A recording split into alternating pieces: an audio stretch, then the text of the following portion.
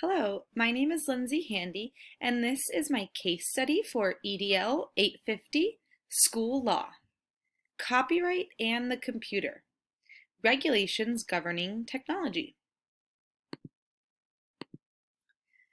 For Section 1, I'm going to summarize the case. This situation took place at St. Regis School, which is a K-8 school that serves about 420 students.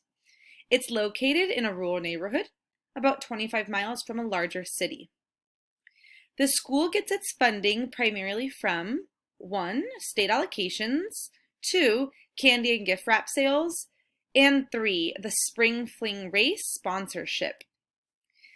The annual school budget typically pays for basic teacher materials, and then a small portion that is extra is used for either computers or a new software. Mr. Keith Sample has been the principal at St. Regis for the last 3 years.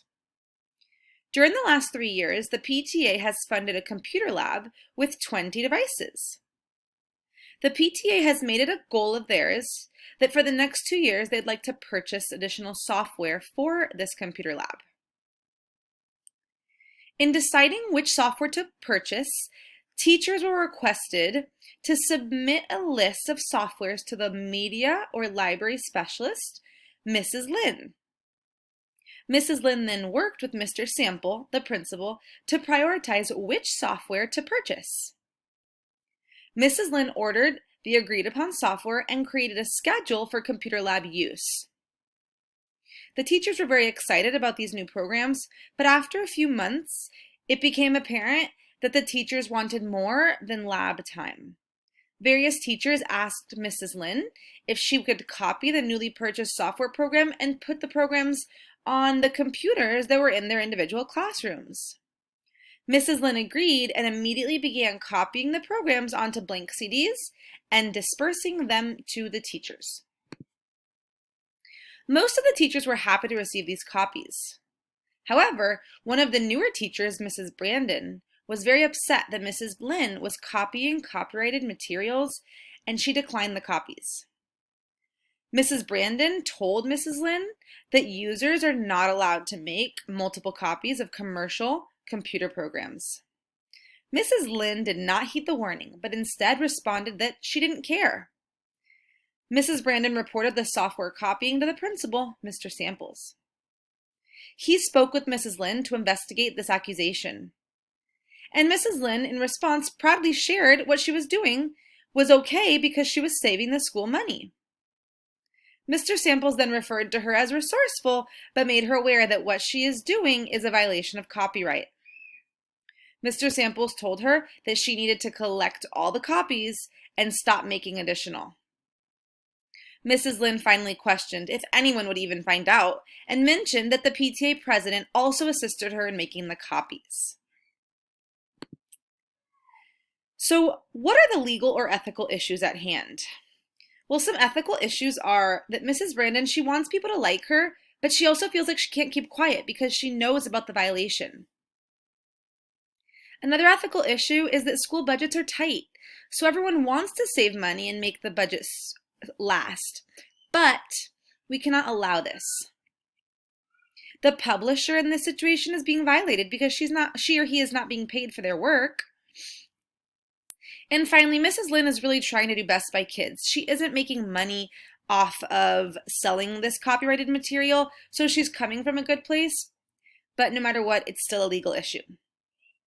The legal issues at hand are that Mrs. Lynn has committed a copyright violation. Teachers knowingly use this copyrighted material and, in fact, asked her to do it, whether they knew it or not. So they're also in violation of copyright. The school and school district could be subject to consequences because of this copyright violation. And finally, the PTA president helped commit a copyright violation, whether she's aware of it or not as well. So let me synthesize what has happened. In an attempt to save money and give students more access to instructional software, Mrs. Lynn and the PTA president have violated copyright by copying various softwares onto blank CDs and distributing them among teachers at St. Regis which is now being investigated by the principal, Mr. Samples, thanks to a report that was made by Mrs. Brandon. Now we're going to discuss known versus unknown facts for people, place, and program. For people, we know the principal, Mr. Samples. We know Mrs. Lynn, who's the teacher that committed a copyright violation, and she doesn't seem to be afraid about the consequences or even remorseful. Mrs. Brandon is also another teacher that we're dealing with. She refused the copyright software, and she was the one who made the report to Mr. Samples. And finally, we have the PTA president, who also committed copyright fraud when she assisted with the copying. Some unknown facts related to people is the PTA president aware of the copyright laws? Do the teachers using the material know that they were copied without permission? Are the students and families aware that the copyrighted material being used by the students?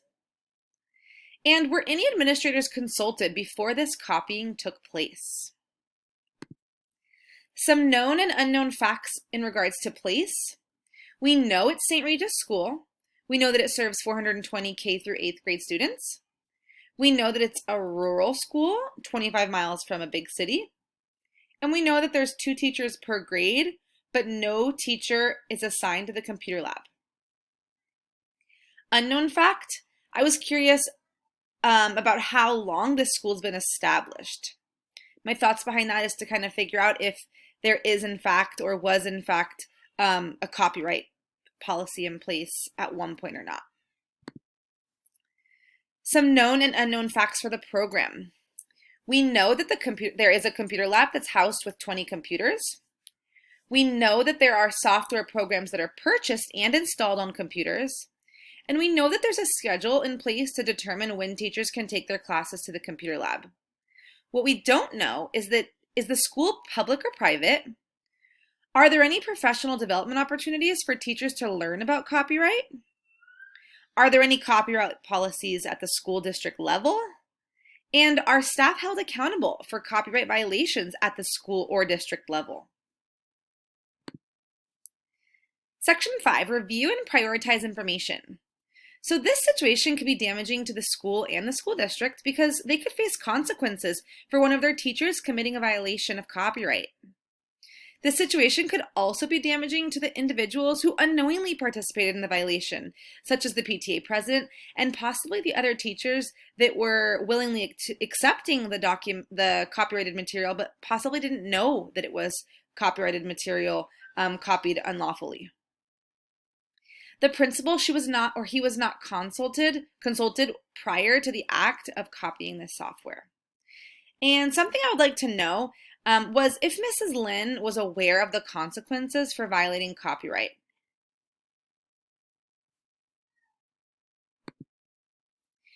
So for section 6, I was going to identify some options that I have at this point as the principal. I could, 1, take no action at all. I can allow Mrs. Lynn to continue to commit copyright violations by copying the software and distributing them among my school. Mrs. Lynn will have no consequences, and we would just hope that no one would ever find out about this. That's illegal. 2, I could fire Mrs. Lynn for the copyright violation.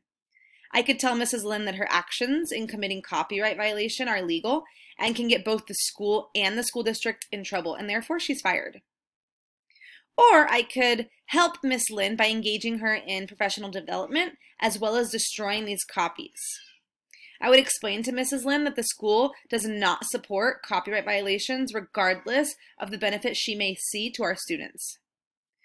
She must destroy all the copies, and then she must publicly apologize to the teachers and engage in a professional development about copyright violations in order to grow and not commit this mistake again. In evaluating these options, I figured that option 1 had a pro that Mrs. Lynn would not be in trouble.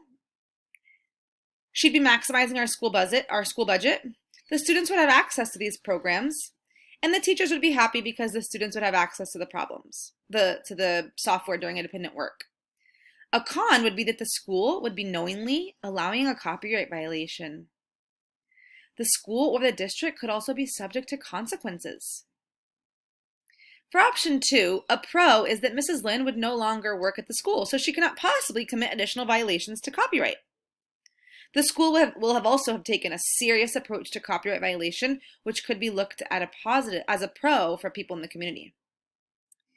Some cons is that Mrs. Lin will have lost her job, and the community might be upset about a veteran teacher losing her job for something that she may have not been well aware of. And finally, option 3. Some pros are that Mrs. Lin will be educated on copyright as to not violate again. We will also be engaging in school improvement by educating our teachers. And finally, Mrs. Lin will be given an opportunity to fix a mistake that she made and apologize. The cons with this option is that technically funds will need to be spent to put on a professional development on copyright, and there will not be copies of software on classroom computers for students to have access to. After evaluating my options, in my opinion, the best option is number 3. In order to promote the academic success and well-being of each student and adult, we need to ensure that students and adults are safe. By educating Mrs. Lin on the laws related to copyright, we will be engaging in a professional development that results in school improvement. During the professional development sessions, we will communicate policies, laws, regulations, and procedures to appropriate school stakeholders. In other words, every teacher and staff member in our building. By holding Mrs. Lin accountable for her actions with a public apology and collecting and destroying all copied materials, I will be able to ensure that laws, rights, and policies and regulations to make sure that the situation does not happen again. In order to implement this decision, first, I will attend a meeting with Mrs. Lin to explain to her that while she may think that no one will care or know about a few copies at St. Regis, this is still a violation of copyright, and St. Regis cannot support that. Next, Mrs. Lin will need to apologize to the group of teachers for which she distributed the material that is in violation of copyright. After that, the PTA president will attend a meeting with the principal to be made aware of the copyright issues for which she too was involved. Mrs. Lin will collect and destroy all copied materials with the supervision of the principal, myself. Mr. Samples, the principal, will work with the leadership team to create a clear policy on copyright and share it with the school during the professional development session. Every staff at St. Regis will engage in a school-wide professional development session on copyright violations as to never have the situation again. Mrs. Lin will complete additional online copyright sessions on copyright violation. And finally, Mrs. Lin will be placed on a contract for which she will need to sign that she understands the school's policy on copyright as to not violate again.